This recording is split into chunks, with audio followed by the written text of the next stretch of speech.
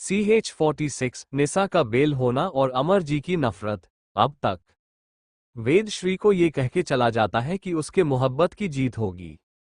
अब आगे सुबह का वक्त, पुलिस चौकी। पार्थ इस समय पुलिस चौकी में निसा का बेल कराने आया था। आज 4 दिन बाद निसा का बेल मिली थी और निसा को एक महिला हवलदार लेके आती है। तो वही निसा की हालत देख के पार्थ हैरान हो जाता है और वे गुस्से से इंस्पेक्टर से कहता है, पार्थ आपकी हिम्मत कैसे हुई मेरी बहन को टॉर्चर करने की। आर गुस्से इंस्पेक्टर को गुर्रा लगता है। वही पार्थ की बात पर इंस्पेक्टर कहता है, इंस्पेक्टर चिल्लाने की जरूरत नहीं है मिस्टर सिघानिया, ये आपकी बहन की हालत की जिम्मेदार वे खुद है। वे ही महिला क्रिमिनल से जाके उनसे आपने सिघानिया परिवार की प्रिंसेस का रौब झाड़ रही थी, जिसे गुस्से में उस महिला क्रिमिनल ने इनकी ये हालत कर दिया है। वे तो हम समय से पहुंच के इनको बचा लिया, नहीं तो ये यहाँ ठीक से खड़ी होने की हालत में नहीं दिखती। वही इंस्पेक्टर की बात पर पार्थ आपने गुस्से की घुट पी के रह गया और वे निसा के पास आ गया। तो वही पार्थ को देख के निसा रोने लगी और रोते हुए बोली, भाई मुझे ले चलो, इन लबों ने बहुत टॉर्चर किया है। ये बोल के पार्थ के गले लग के रोने लगी।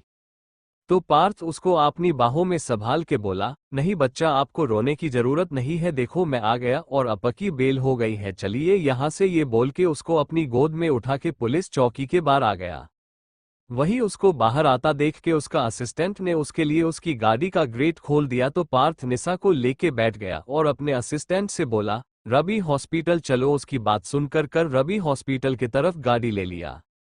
वही सिघानिया मिशन में शीतल जी परेशान हो के इधर उधर चक्कर काट रही थी और बार बार गेट की तरफ ही देख रही थी, जिसे देख के सार्थक बोला, बड़ी माँ आप परेशान की हो रही है, भाई गए हैं निसा को लेने और वे उसको लेकर आते ही होंगे।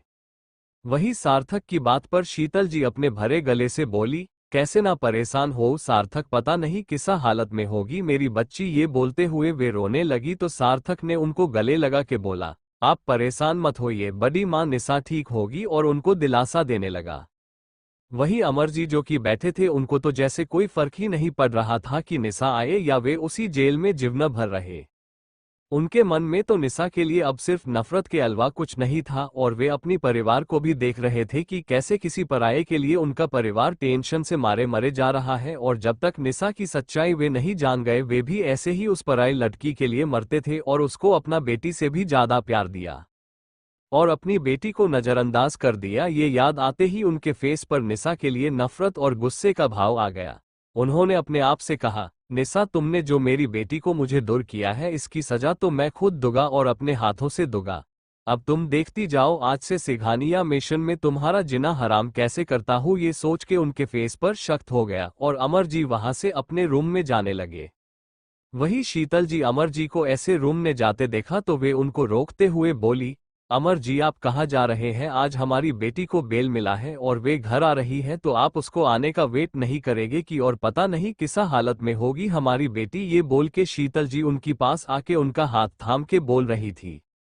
तो वही निसा को हमारी बेटी शीतल जी का कहना अमर जी को गुस्से को कंट्रोल से बाहर होने के लिए काफी था। उन्होंने गुस्से शीतल जी का हाथ झटक के चिल्लाते हुए बोले, बस शीतल, बस नहीं है वे लड़की हमारी बेटी सिर्फ एक थी, वो थी श्री सिघानिया और सिघानिया परिवार की प्रिंसेस, ना कि वे लड़की हमारी बेटी है, ना इस परिवार की प्रिंसेस। मेरी सिर्फ एक बेटी है, वो है श्री सिघानिया। समझ में आए आपको? अगली बार से उस लड़की को मेरी बेटी कहने की हिम्मत भी मत करना। और ये बोल के गुस्से कांपने लगे। वही सिघानिया परिवार तो अमर जी के बात सुन के हैरान परेशान हो गया था और वही गेट पर पार्थ के साथ खड़ी निसा भी हैरान होके अमर जी को देख रही थी। वही शीतल जी को गुस्से से घूर के अपने कमरे में चले गए कि सभी हैरान से अमर जी को देख रहे थे कि निसा की आवाज सुन के सबकी नजर गेट पर चली गई। तो निसा को देख के शीतल जी खुद को संभाल के भाग के निसा के पास जाके उसको गले लगा के बोली, निसा मेरी बच्ची तुम ठीक तो हो ना? वही शीतल जी के गले लगा से निसा रोते हुए उनसे बोली, माँ पापा को क्या हो गया है? वे क्या बोल रहे हैं कि मैं उनकी बेटी नहीं? क्या पापा मुझसे नफरत करने लगे हैं मेरे जेल जाने से? माँ मैं सच में कुछ नहीं किया है, पापा से बोलो ना कि वे मुझ पर भरोसा करे। ये बोल के रोने का और मासूम बनने का नाटक करने लगी। वही उसकी बात पर पार्थ उसको दिलासा देते हुए बोला, नहीं बच्चा, पापा शायद गुस्से में ये बोल दिया होगा, और आप तो जानती है ना कि आपसे पापा और हम सब कितना प्यार करते हैं, इसलिए चलिए शांत हो जाइए और चलिए आपने कमरे में आराम करिए। ये बोल के उसने निशा को अपनी गोद में उठा के उसको कमरे में ले गया और उसको आराम करने को बोल के उसके कमरे से बाहर आ गया। वही हाल में आके अपनी माँ से बोला, माँ ये पापा को अचानक हुआ क्या है जो निशा के बारे में ऐसी बात कर रहे हैं। हम मानते हैं कि शायद निशा ने अपनी नादानी में कुछ गलत कर दिया, इसका मतलब ये तो नहीं ना कि हम उससे अपना मुंह मोड़ ले। अरे वे इस घर की बेटी है और मेरी बहन है, ऐसे कैसे पापा बोल सकते हैं कि निशा हमारी कुछ नहीं है। वही अमर जी जो कि पार्थ की सुन लिया था, उनके फेस पर मजाक भर मुस्कान आ गई और अपने मन में सोचने लगे कि इसी लड़की की प्यार में अधे होके उन्होंने अपनी बेटी के गुनाहगार बन गए, और इसी लड़की की वजह से पार्थ ने एक बार भी अपनी खुद की बहन पर गोली चलान वक्त नहीं सोचा कि वे उसकी खुद की बहन है। अपनी बहन की दर्द और तकलीफ नहीं दिखाई दिया, और आज इस लड़की को थोड़ा सा दर्द क्या हुआ कि पूरा परिवार तड़प उठा। स्टोरी अच्छी लगी हो तो लाइक शेयर कमेंट फॉलो करें। आज के लिए बस इतना ही, मिलते हैं नेक्स्ट एपिसोड में, तब तक के लिए सभी को राधे राधे। देखते रहिए मूवी स्टार। ये क्रेडिट ऑथर त्रिपाठी को जाता है, जिनका लिंक नीचे डिस्क्रिप्शन में दिया गया है। फोल्डेड हैंड्स, हर हर Mahadev, folded hands, folded hands.